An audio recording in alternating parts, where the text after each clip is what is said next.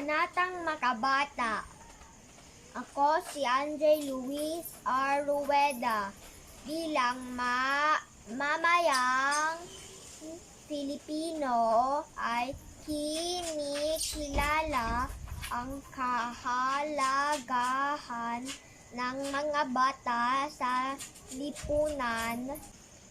Dahil dito ako ay nangangakong isulong, protektahan, igalang at pangalagaan ang karapatan ng bawat bata. Anuman ang kaniyang kulay, kasarian, lahi, relihiyon, kultura, estado sa buhay, may kapansanan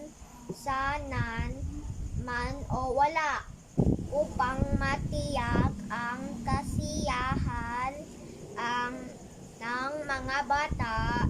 Naniniwala akong nararapat na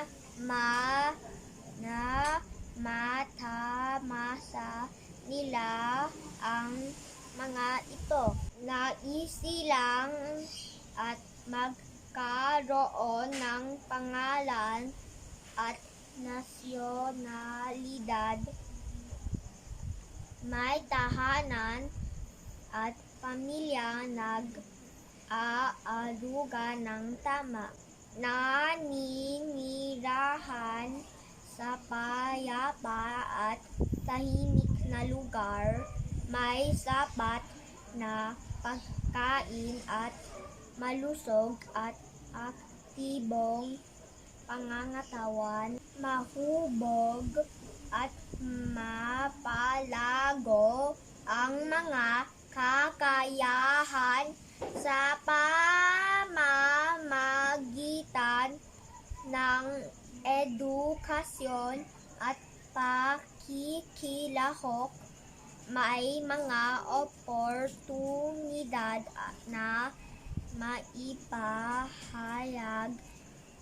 ang isip, pananaw at damdamin. May proteksyon laban sa pang-aabuso,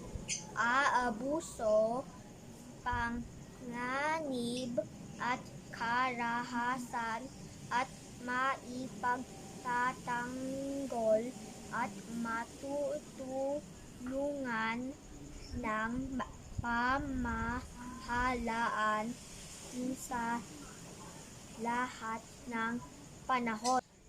Sa tulong ng Poong May Kapal, ito ay aking isa sa puso at isa sa gawa. Ang lahat ng ito dahil ang mga bata ang pag-asa at siyang magpapaunlad sa ating bayan.